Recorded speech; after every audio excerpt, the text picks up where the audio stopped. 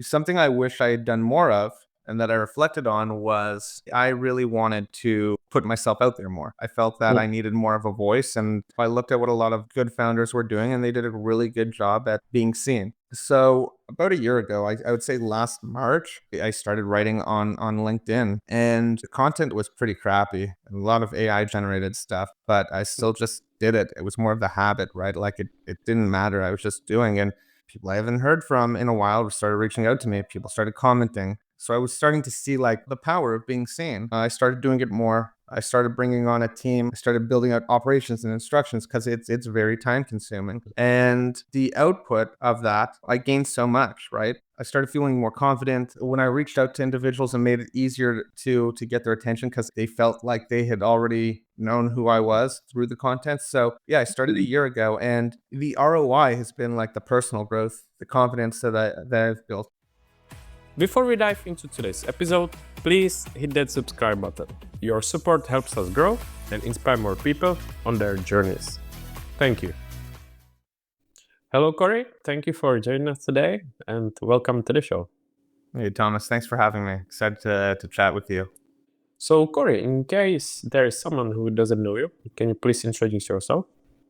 Yeah, so my name's Cory Blumenfeld. I'm a 4 times entrepreneur. All the businesses that I've started, I've really had little experience in that space before I've started them. First business was a driveway repair business. This was in college to pay for my school, and no clue how to do that. Watch a few videos on YouTube and learn how to do that.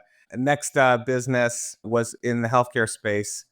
It was a mobile app. Never built a mobile app before that. Wound up selling that 6 years later. Next business was in the US health system, focused on US health insurance. I'm Canadian. I didn't grow up in the US health system, but we quickly learned how to do that. We became experts in the space, and we were teaching Americans in a matter of a year and a half how to navigate their health insurance, and wound up exiting that business. And yeah, there's a fourth one, but that's just a little under wraps. And again, same thing. It was accidental, and it just wound up happening. No experience in this space. It's not even in the tech space, which is my experience. So yeah, that's a little about me. I just jump into things and figure out how to do it as I go along. Kind of like this podcast, right? Just jumping in and we'll see where it goes. Yeah, just have fun along the way. So my question would be, were you always like entrepreneur, or did you want to do this, or was it kind of spontaneous without planning, or what was it like for you? Yeah, that's a great question. I sometimes think about this too, because I just like to understand how I think, how other people think, what makes an entrepreneur.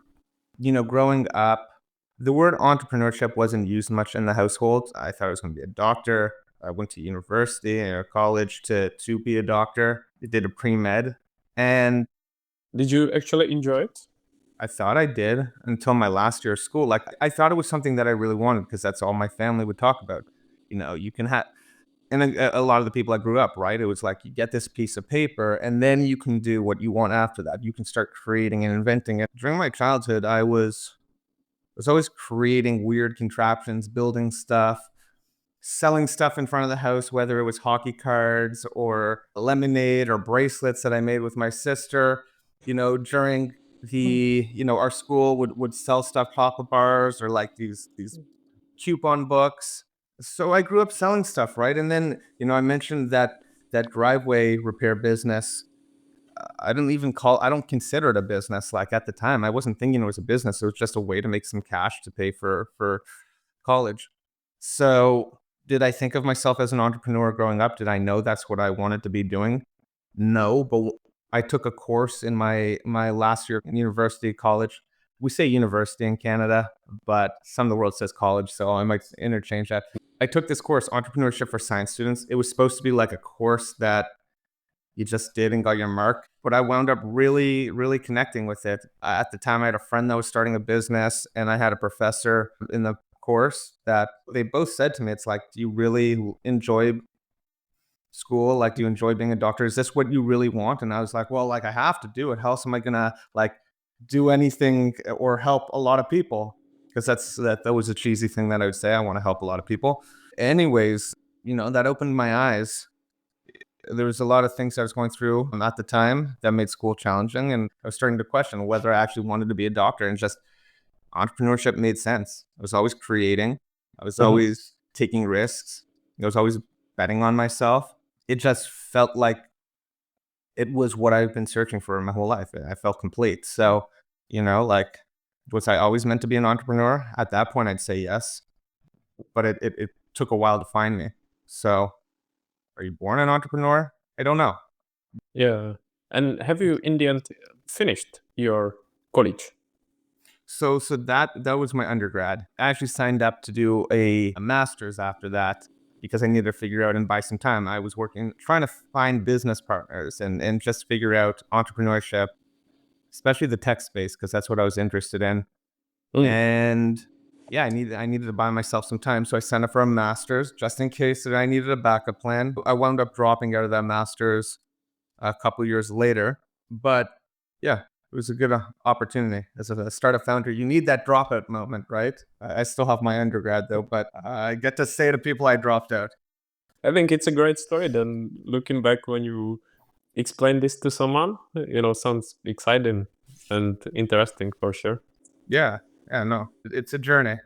Yeah, exactly. Is that something that you would recommend to people to jump straight in and figure it out along the way? I think that there's a couple ways to look at this, right? I think yes, sometimes you need to jump in, right? It's important, like it's a mindset, and I talk about this a lot in my content. But jumping in and doing and figuring it out as you go along, it's a big part of being an entrepreneur. That being said, if we're looking at dropping out, because that's jumping in too, or quitting the job, right? There's a big push in entrepreneurship to like you have to go all in. I don't know if that's the case anymore. I think that the stereotypes that exist in the entrepreneurial world don't always apply. And I think that sometimes you can validate an idea before you go full swing into them, right? So I do think sometimes you just need to do. So that means validating, testing. It Yep. doesn't mean that you need to drop out or quit what it is that you're doing, right? I'm also like, you don't need a formal plan. Like I talk about this too, like planning, like endless planning doesn't always work. But I mean, having a hypothesis and a test and some guidance or knowing what your North Star is, it can be super important. I agree because sometimes you might be planning until it's perfect, which means you might be planning forever. Whereas it might be helpful to find a point where you finally go in and, practice over theory or preparation. Yeah. Did you then have any like doubts after you started the business that it wasn't a good idea or you don't enjoy it? I mean, everyone has doubts. I think that's a normal part of entrepreneurship and life. I think something that I really, really believe in is that you have to accept those doubts, right? Like you have to let them in and accept them, right? It's okay. It keeps you on your toes, but you have to find a way to push past them to not let them stop you, right? Like a lot of times the noise is in your head, and whatever that way is to push past them for you, that's kind of what you need to go searching for, because that Yeah. noise really is powerful. It's a lot of times what holds people back. It's the this isn't going to work. It's stupid. You're doing it wrong. I would do it like this if I were you. Why don't you become a doctor, right? You should still try to be a doctor. All these things. So there is a lot of doubt. It's human to have doubt as an entrepreneur. And that's the thing. As an entrepreneur, you always have to find a way to push past, different challenges, and the doubts are a challenge, and it's up to you to figure out how to push past them in order to achieve your goals. What helped you with your mindset? Because it's both what I see from your content and what I've been listening now. Such a mindset from what you've been just talking about, learning, not giving up, and stuff like that was like an inspiration. Or have you always been a person like that? I don't know. It's just sometimes it's like you have to go through the trials and tribulations of life and really push past them. But like, why am I who I am? I always kind of ask that question myself. And why are you who you are? It's hard to answer those. I do a lot of reflecting. Like I reflect a lot. That's just who I am. So, part of who I am is just realizing that in order to succeed, I guess, not to turn this into a therapy session, right? But, as a kid and growing up, a lot of things held me back. And I've had conversations with so many people. There's not one thing that has like, provided me that self help or that personal growth. There's not one book I look to. It's just a combination of all the conversations I've had over time, Yeah. right? I've listened to so many successful entrepreneurs speak and share their story, right? There's not one story. It's a collection. It's a collection of reflections, stories, conversations that I have day to day, internalizing that data, what made them successful, what helps me not stress out and push past the doubt. But I think Mhm. I'm very in tune with what works for me. So, going back to this, I guess I'm really focused on what works for me, not what works for everyone else. It's not what works for Thomas. Thomas, whatever works for you works for you. That's great. And I want to hear about it. It might not necessarily work for me. And so that's kind of my mindset, thinking Yeah. about that every day and trying to figure out what is it that works for me? What is it that pushes me forward? I like it, and I agree. I think it's good to listen or hear from others, so that then it helps you to figure out what works for you, because not everyone is the same. Everyone Yeah. has different conditions, different mindset, and everything. So Yeah. it's a good message.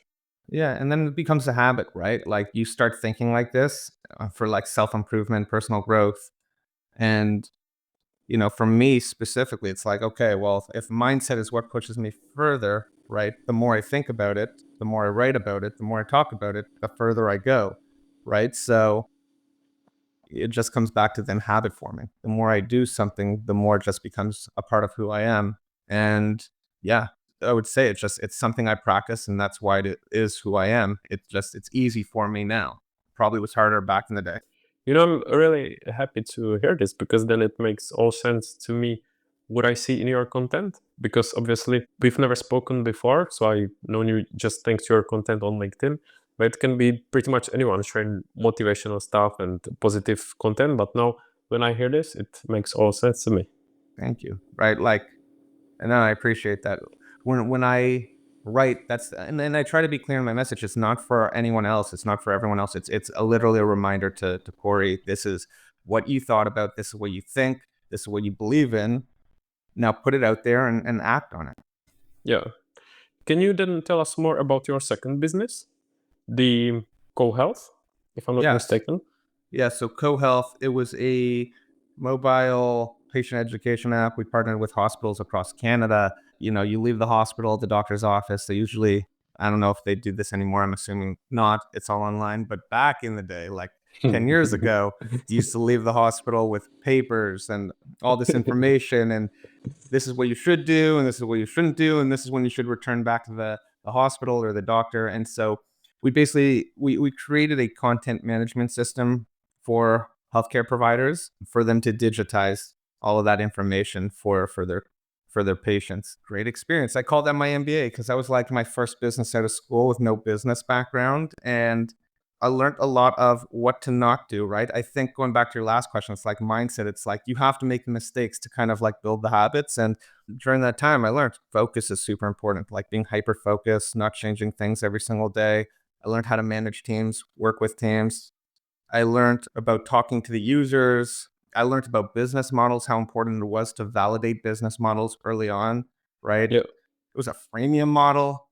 Sometimes freemium models work, but having a clear path to revenue, there was a lot of takeaways. And that's why I call it my MBA, because I didn't have that Hmm. experience, but I needed that experience. I needed to go through that process to figure out how to run a business, how to do business.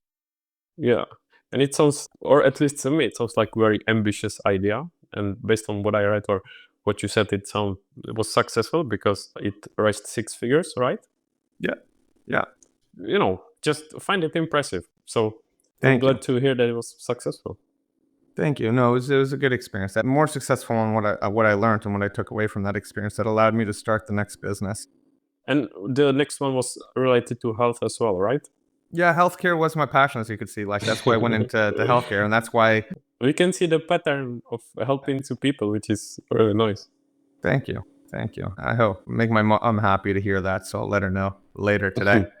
And the third one, as you mentioned before, it was in Yeah. the US, so different country, right? Yep. Yep. No background. Quite a challenge. So, such a bold idea. Weren't you afraid to go into something so unknown or completely different environment? Yeah, it was learning from the first business. It's very hard, you know, based on the type of health system that exists in Canada. The market was really small to start in Canada, and the U.S. just had, the market was so much bigger, and so starting there made sense because if we could gain that market traction in that market, it was big enough to create a sustainable business in our minds, and then we could scale it into Canada or other countries. So, you know, challenging, yes, but necessary in our minds or strategic to be able to build a sustainable business. So the challenge isn't what scared us, right? Like if we're scared of different challenges and we're building a business, it's going to be hard to succeed, right? I'm not saying you can't, but you just sometimes have to attack the big problems right at the Mm. start or break them. There's many different ways to break down a problem into its smallest component, but in terms of the market, it just made sense. And that's really why we were focused on it. And with your businesses, was it always like you and then finding the team, or did you have people that you always worked with, or what was it like? Yeah, it's always been, I would say, like finding people early on that you work well with, that complement your skill sets, and building it out with them. It's never been just me. It can never just be me. I don't believe in that. Even if you have the title of founder, right? You need that team unless you're a solopreneur. But even then, you need to find the right partner. So, anyways, to go back to your question, it wasn't just me. It was some really awesome business partners, teammates that helped grow these things and make these ideas a reality. And like, it's clear to me that there will be something that comes along. And, I've learned over the last little bit not to force things, but to really, when the moment and the opportunity is right, explore those opportunities. So, whether that's investing in something or supporting a team and kind of being a silent partner, that's always something that I'm interested in. But, there will be something. And it's important to, like I was saying before, put it out to the world, especially with my content. So there will be something, that's my goal. And it exists in some universe, maybe not in this universe, or maybe it does. Are you struggling to stay consistent on LinkedIn? Post helps you create high quality posts in minutes, so you can write faster, show up more, and stress way less. Built by creators for creators. It's the easiest way to grow your presence without burning out. Try free at fanpost.com. Yeah, of course. And then in the future, we get unexpected news that maybe something exciting happens. So good to put it out there, and then one day you never know. Oh, yeah. So then, actually, or obviously, big topic when it comes to LinkedIn. So can you say, Cory, when did you start, or maybe when did you discover potential of the platform? Yeah. I started LinkedIn. I've been on LinkedIn for years. It's been the best platform for business growth. For my last business, we were selling to financial advisors. Before that, we're selling to healthcare professionals, kind of the admins, where they're all on LinkedIn. So I was there. I wasn't creating content. And when I left my last business, something I wish I had done more of and that I reflected on was I really wanted to put myself out there more. I felt that I needed more of a voice. And, I looked at what a lot of good founders were doing and they did a really good job at being seen. So about a year ago, I would say last March, I started writing on LinkedIn, and the content was pretty crappy. A lot of AI generated stuff, but I still just did it. It was more of the habit, right? Like it didn't matter. I was just doing, and people I haven't heard from in a while started reaching out to me. People started commenting. So I was starting to see like, the power of being seen. I started doing it more. I started bringing on a team of VAs. I started building out operations and instructions because it's very time consuming. And the output of that, I gained so much, right? I started feeling more confident.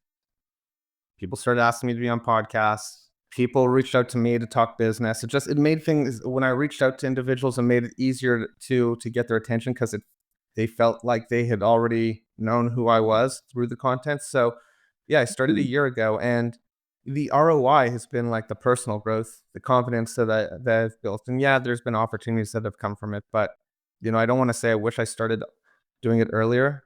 I think the right time to start doing it for me when I was ready, and it's Yeah. just paid off dividends. And I have, like, at the end of the day, the most important thing is it's a lot of fun for me. Like the Mm. writing, the creating content, it is so much fun. I enjoy it. And I'm sure beautiful feedback as well. Yeah, yeah. So it's been awesome. What were you posting about in the beginning? Whatever I could think of that day. My breakfast. Yeah, I'd have random thoughts and I'd try to write them. I did a post on product market fit, or my first sales campaign with my dad when I was like 3 or 4. We'd write NHL players, basketball players, celebrities, and to get their autographs, things like that. Simple stories. My first, I remember with CoHealth when we were launching with our first customer, I shared that experience. And then, yeah, over time, it just progressed into kind of mindset, kind of like what I was thinking every single day. Who knows what I'll be thinking next year, but I'll write about it. Mm.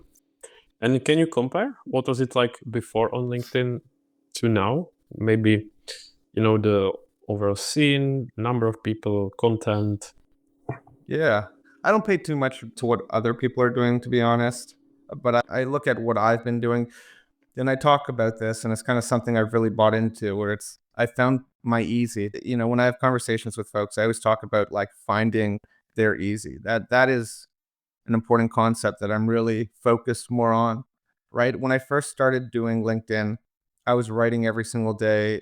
It was hard. I was trying to search for things to talk about. And then, I was trying to play the game in a way where it's like, okay, well, this is what people want to hear about. But once I found my easy, and it doesn't mean it's something that's actually easy, it could be hard for you, but like it's a little easier for me.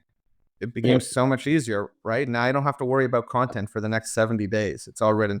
I have a system in place that makes it so much easier. Like it doesn't really take much time to do the LinkedIn stuff anymore because I put these systems in place. It's become easy for me. I found something that, when I'm writing, I'm just writing about what I talk about. Like if I'm in the shower and having a thought, that's what I'm writing about. If I'm going to dinner with Mm. my family, it's something that I can talk about. Like writing about what I would be talking about with my friends, with my family, with myself, what I'm dreaming about. And because I'm doing that, it's easier for me. It's not like I'm struggling and forcing myself to find the next thing to write about. I'm just doing me.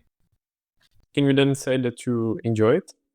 Yeah, I love it. It's amazing. It's a lot of fun. And then, yeah, there's more people on LinkedIn now. It's growing. It's a big opportunity. I understand that.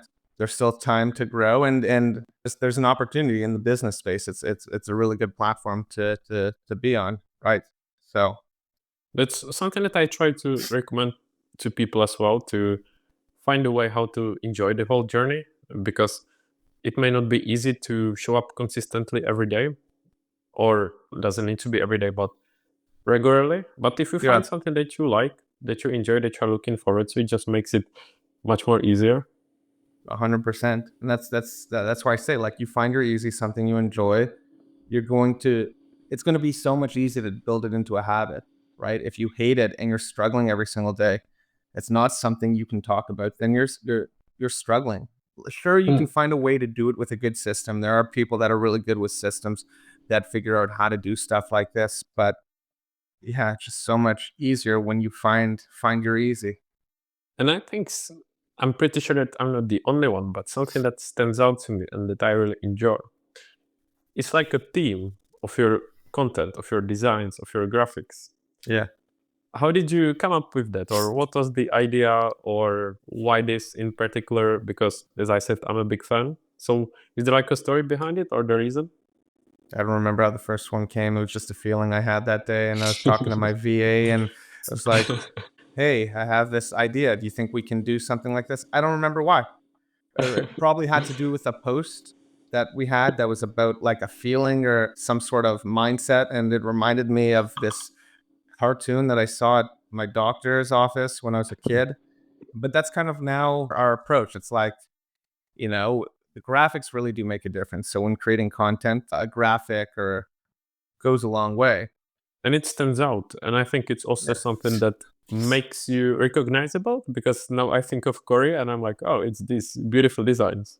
Thank you. The little blue guy. But like, yeah, that's the thing. I think of something from my childhood and or something that's recognizable and it makes it a lot easier, you know, and that's kind of how they're more just ideas that we're testing out, right? I have my team and they go and we test things out. Like we see advertising campaigns from the 1980s, we try that out. Or, you know, the lately what's been working are these like guides for dummies, which were these books I used to see around my house when Oh, I was a yeah, kid yeah, or when yeah. I went to the bookstore, right? And it's like they're recognizable. People see that, they're like, I know that. It's a little different. So that's kind of been my, you know, our strategy over the last little bit, Oh, finding things that will resonate, that are simple. yeah. We're not going too deep into the how-to guides because there's enough of that. We're just trying to have fun with this. Yeah, and I like it. I think it works. And Thank you. I'm pretty sure that you receive a lot of messages like this when people ask you, like, Cory, any secrets for growth and stuff like that. So there are like obvious answers that I would give as well, such as quality content, be consistent, and stuff like that. But what would be your answer to a question like this? Yeah, I think there's a lot of answers to this, but I think, you know, it's clear to me there's one thing like that leads to good growth. Just it's one the most important thing, right? All the other stuff is just it is what it is. It's the quality of your content.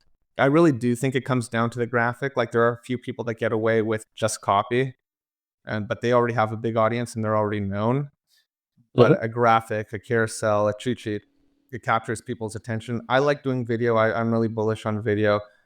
The results were there and the algorithm has changed and now it's not pushing video as much. But I do video because I just think that that's kind of the way of the future. But content, the graphic is super important and the graphic needs a hook, right? You need a really good hook, but the quality of your content, that's it. It's the one, two, and three. And then there's all these other things that you can do, but I would focus more on the quality of the content, right? Things get stale too, right? So need to find ways to change it up and just finding new things.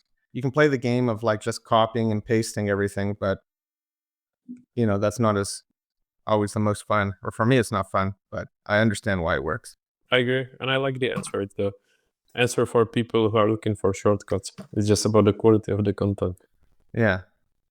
Look, there is a shortcut to that. There's shortcuts, right, to improve the quality of your content. You can bring on VAs. You can bring on a team. You can find topics that are working, that are in your wheelhouse, that are easy, right? You can find inspiration. For me, for example, I find inspiration in the Mr. Men. That's where the little blue guy comes from, or the guide to dummies, or like different. Like you can find inspiration, and then you can create it or turn it into something that represents what you're trying to get across. It's still creative and new. I would say try to stand out, Yeah. something that makes you remembered and unique. Yeah. What then, or can you name like any people that you like to follow or that are inspiration for you? I mean, there's a ton of people that just are my friends that have come across on the platform. There's people I don't even know their names that I'll read or see something I'll be like, it's really good. So no one like stands out because Yeah, name. That's okay. I don't want to just list a few and miss a few, but I think that there's a lot of great content writers out there. I have a lot of great friends there. There's a lot of people that I don't know out there, but you know, like I just there's so much inspiration across all the Yeah, platforms, right? There's people on Instagram too that you can take their content and just learn a lot from how they write hooks. So always someone to learn from and get inspired by. yeah. Before, as we discussed the video, it would be shame not to ask you about your signature gesture, my favorite one. I'm a big fan. How did you come up with that? Or, The you fist know, bump. yeah, it's great. I like it. This is like every meeting since COVID, and even during before COVID, it's like you do something a little different, right? It just needs to be a little different. Doesn't have to be big. You don't have to like just something a little different that is memorable. Like people aren't going to remember my name; they'll remember, oh, you're the guy that gives a fist bump, and that's kind of how I think about it, right? So I've been doing it since COVID or even before that when I'd leave meetings where I'd give people a fist bump and then, I'd take meetings with people and I'd give them a fist bump on a Zoom call and Mm, it just made sense, right? I needed my like thing that I was doing every single day. That's something that I noticed, right? The consistency among different creators, different people who are seen. There was something that was recognizable. They were doing something, a pattern, right? Like you'd always know them because it was like, oh, this is the person that's known for this. yeah. And so something as small as a fist bump, yeah, it can be cheesy to some people, but it's something that is natural to me, right? Like I do it, I leave every meeting and I have a reason for doing it. And I just started doing it and then stuck and it was fun and it became a habit. It was easy to form the habit around it because it was me. That's what I feel like. To Yeah. me, it stands out as well. I find it funny. I like it. And for me, it's also recognizable from your videos. Thank you. No, I I appreciate think that. And sometimes I might be annoying when I mention it in the comments. I hope I'm not. no, it's good. And that I like seeing that. But yeah, like, there's other, in a meeting, right? And sometimes the hardest thing to do when you're in a meeting is to find a way to end the meeting. Every Mm. meeting ends with a fist bump. So that means when I go to an individual and I'm like, hey, great meeting, fist bump. I end every meeting with a fist bump. It helps me not ramble. When I have a meeting and people are like, oh, wow, virtual fist bump. Nobody ever does that. It's like, cool, you created a moment of wow, like something that's going to be memorable. LinkedIn, And it's fun too. It's easy. I go for a walk with my dog. I know now I need to take a fist bump boomerang that day. yeah, I like it. That's great. Yeah. And before you mentioned also Instagram. So what are other social media platforms that you are present on? I'm on Instagram. Coming back to delegation, and this is something I talk a lot about. I have my team running my Instagram account, so I don't really think about it much. I write the content, and then we repurpose it for Instagram and different platforms. And we're doing X, but maybe we'll explore other platforms in the future. What about YouTube? One day, we'll get there. Yeah, Cory and vlogging. That will be fun. Yeah, one day, we'll get everywhere.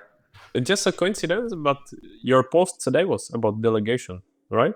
It's kind of my word for 2025. I talk a lot about delegation. I think there's a business opportunity there. Catch my drift.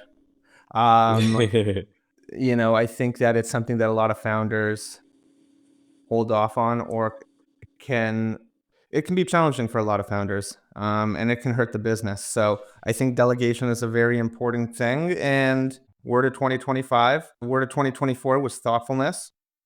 So this year, I want to help people delegate more, and give them resources to do that. I guess, or I think that one of the obstacles for people when it comes to delegation is to give away responsibility, to give it to someone else. So what would you advise people in such a situation, or what helped you to overcome it if you faced it as well?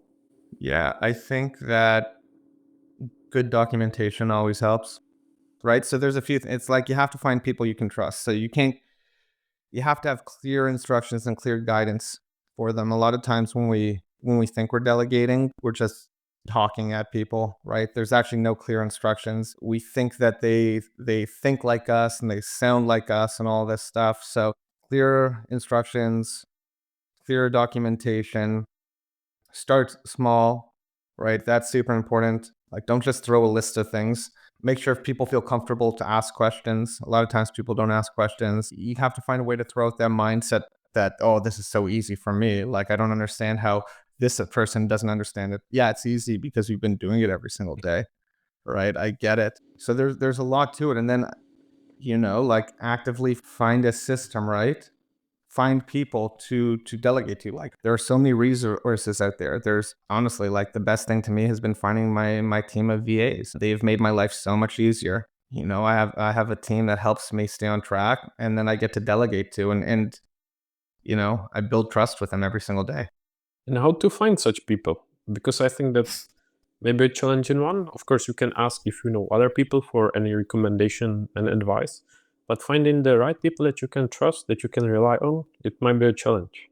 Come chat with me. I think I can help in that space. Happy to provide some recommendations. My team has been super helpful in helping people find VAs. So I'm always happy to act as a resource and help an individual find someone that can help support them, that they can delegate to, and how to build a process to support a VA team. That's something that I've been really focused on. I will remember that, and Yeah. I will come in the future when needed. All right. I like that. Fourth business right there. What are your plans when it comes to LinkedIn, Cory? Besides growing, inspiring people, maybe teaching people, have you got any other specific plans? Just having the most fun. That's it. I enjoy it, and I just want to keep waking up every day, putting my post out there, and having fun with it. Feeling like it's not a chore or a job. I like it, and I Yeah. wish everyone had such a mindset and thought like that. Thank you. So then, before the recording, we actually discussed that you are currently based in Mexico. Yeah. So, are you actually someone who's been like traveling or living some kind of digital nomad life? I'm a fake nomad. No, I have a dog now, and it's hard to like actually travel. I like the idea of travel. Like that's my dream, to just travel. But no, home base, have a standing desk, two monitors. I'm comfortable here. I just like the weather and knowing that the beach is a block from me. I don't go to the Is beach. actually a beach in front of you when you look No, outside no, of it's the a window? block. It's a block. If I go on the Oh, roof, I can see it. okay. But I know it's there. I barely go to it. But the good weather, people, good food, quality of life, the cost of living. I think traveling is important. A lot of my friends are digital nomads. It's not my like lifestyle that I want right now, Mhm. but it's awesome. Like to be able to work from wherever. I support it, and I think there's no better time than now to do it. Yeah. And so, do you plan to stay in Mexico, or have you got any other destination that you want to settle later on, or maybe even come back to Canada or Yeah, I Europe? don't know. Everything's an option right now. I'd love to go back to South Florida at some point. Canada's home. It all depends. We'll see where life takes me. Although it might be quite a change from the weather where you are currently based and Canada. Yeah, I'm not a fan of the cold, so it's a big Mhm. change. What do you then, Corey, do you like to do in your free time? What are your hobbies? Hanging with my dog. I think, What's your dog's name? Miko. Miko. I hang with him. He's a Mexican street dog, so I was coming home from dinner a couple years ago and he followed me home and he adopted me, I like to say. Some people like to say I kidnapped him from the streets, but I like to think that he chose me. But yeah, spend time with my dog, relax. I do boxing in my spare time as well, but like just for staying in shape. I like to eat. I guess it's a tough one with Mexican cuisine. Oh There's so yeah, much delicious food. oh yeah, a lot of great food. And what about when we discussed before, like inspirations? Are there any books that were impactful to you, or that you would recommend, or that stuck in your mind? Yeah, there's a lot of books at different stages that have stuck with me. I guess the one that really has been super powerful was The Alchemist. It's a little children's fable. There's a quote in it, something like, when you want something, the whole universe conspires to helping you achieve it. And it's again the power of mindset. Like when you really are chasing your dreams, it's really hard to stop an individual, right? Like when you're really putting out good energy, like you're sending out that energy, right? A lot of times good things come back. So I have an image tattooed on my shoulder that represents that quote. And I'd say that book really helps stands out, even though it's a children's book. And there's other books that I've read, like over the last year, the Atomic Habits was super, super helpful, right? Like habit building. Yep, It's common sense, right? But sometimes you need to read like something that is super like straightforward. It just helps you open up your mind. Oh, that's what I've been doing about forming habits. I found something that was easy, that you know was easy to repeat and all that stuff. So that was a good book. I agree. It's amazing. I would make it compulsory to read to everyone.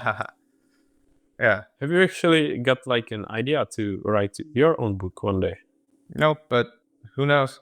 Who knows? We'll see where life takes me. Yeah. And hot topic. But I'll be curious to hear from you. What about you and AI? Are you someone who's interested in AI? Yeah, I don't talk about it in my content, but I use it every single day. There were so many things that I felt like I relied on people to do, especially proofreading and editing and all that stuff. And now I know how to prompt, and I just need that. Like I have so much more confidence because of it. So I don't think it's a hot topic. I think it's finding ways to use it. I could use it more. I know that, but it's given me so much confidence in myself and allowed me to work so much faster. It's allowed me to clone me. It's allowed me to have the best resources. Yeah, I don't have to wait around anymore. Like, and I've built the confidence, and it's also taught me a lot about writing, right? Like, you see how it corrects and it edits things, and it teaches you what to do. So, yeah, so I don't think it's a hot topic. I just don't talk about it because that's not my what I want to be known for. But I use it every single day. Yeah, Uh, no, I meant more like that you see it every day, like all over the news or on LinkedIn. So it's something that's kind of inevitable not to see or not to somehow use. yeah, no, it's like I can't say you have to be using it because no one has to be doing anything. But I think that it's super helpful, and it's running from it may not be the right response. But to me, I think that it's inevitable. It's going to do a lot of great things. It's also going to do a lot of scary things. I just think finding ways to incorporate it into workflow, or habits, it can make life easier. It does. So maybe not become reliant on it, but you know, we did become reliant on calculators. I don't know how to do math in my head anymore. So maybe it's good to have AI help us with certain things. What will be your favorite tools when it comes to AI? Have you got? I don't spend enough time playing with it. Right now, it's going to be just little tools that do things really well, right? So, like AI is super broad. ChatGPT is great, but it's very broad. So, there'll be a lot of tools I think that come out that are very specific to doing like one simple task that really well. Over time, they will get more complex, but like booking a trip, super time consuming, right? Sometimes it's just like do it really well, like just put the plan in place. Scheduling, things like that, just small little daily tasks that we don't think about that much. I think it starts there, and then obviously it's going to expand. You'll have robots with AI and cars with AI and everything. So it will get complex, but I look at it like in the short term, like simple. Simple is what helps people understand the benefit that it can have on society. Yeah, who knows when we release this episode, maybe the stuff we discuss is going to be outdated already. So it's already, it gets updated fast.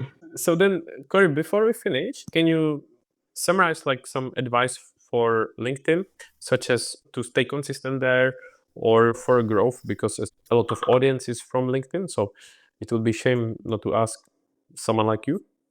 Yeah. Yeah. No, I think, with LinkedIn, and I don't like breaking it down into different lists because it's not for everyone. I mean, it really needs to be customized. But I think for me specifically, it's consistency, doing it every single day, same time, having graphics, right? That's super helpful. That resonate with people. Any graphics better than no graphic. I think, you know, repetitiveness, right? Consistency. It's kind of related, but a different type, where it's like, you're going to get the fist bump. You know what I'm going to talk about. When you meet me, boom, and you'll get a fist bump at the end too. But that you are like, I hope when you meet me, you say, oh, okay, what he's writing about is actually who he is. So it's like really that consistency and being yourself in the content. I think that that's super, super important. And then the fourth thing is building relationships, like having those relationships, finding those friends online, finding those people that help support your growth and you can support their growth. Very, very helpful and important. And is there a fifth point? Find your easy. Have fun. Have fun, find your easy, right? Like it needs to be fun. If it's not fun, it's going to be hard and it will be challenging to do it consistently. Exactly. And I think you just confirmed it in the beginning, as I said, because we obviously don't know each other, but based on first few minutes, I could see that what you write about is actually what you are like. So Thanks, it's Thomas. good that you are someone who actually does what you post about. Thank you. Then, Cory, what are your plans for the future outside of what we discussed? Any exciting goals, ambitions, or something you'd like to share? I mean, it's in my mind, it's the most ambitious one. It's to have fun and be happy every single day, right? And that's very hard to do. So that's what I'm looking at. Obviously, I listed on my LinkedIn, I want to help 1 million. I put an arbitrary number. I want to help more, but Let's start with 1 million. People start their business and find their voice in the process. Super important for me. But yeah, How many people are left? how many people are left? I don't know. Who knows? Just a few. We'll see in the future. How many people attend my funeral? Knock on wood. Oh. No, honestly, like, who knows? I just help and it feels good. But the main thing is having fun. That's why I do it. That's my ambitious goal. Like, it's not easy to have fun every single day. That is true. And obvious question, it's going to be LinkedIn, but outside of LinkedIn, what are some other places where people can find you or follow you? Yeah, LinkedIn, Instagram, X. I'm on those platforms. We'll see where I go after that. And then question I'm curious about, just outside of curiosity, what are your favorite movies? Favorite movies. I'm not much of a movie person. Favorite Into the Wild's great, even though it's like the polar opposite of who I am. It gives up everything to go live in the wild in Alaska. Towards the end, finds that the happiness is sharing your enjoyment with other people. I like The Wolf of Wall Street, even though I don't like that I like it because it's like, it's not the life that I want, but it's just really well done and I enjoy the acting in it. I'm a big fan of war movies, so any of those, Quentin Tarantino, all that. Yeah. Yeah, that sounds good. Cool. Then, Cory, very final message. Is there any final piece of wisdom or message to finish with before we finish this recording? Find your easy, have the most fun, learn to delegate. I think that's super important. But yeah, like, find your easy and find what you have fun doing. I like it. That sounds great. Then I want to say a big thank you, Cory. I really Yeah. enjoyed the recording. It was Yeah. great to meet you, even outside of LinkedIn. And as I said before, I can confirm that you are the person that I would expect from a LinkedIn that you are. That's what I meant. Thanks, So Thomas. thank you. It was a pleasure, and I will keep following and supporting. Yeah. And guess what we have to do now? How do we have to end? We got to fist bump it out. Boom. Thank you, Cory. Take care, Thomas. Thanks for listening to Produced by with Comment. Check the show notes for all the links, and don't forget to subscribe, like, and share your feedback. Speak soon.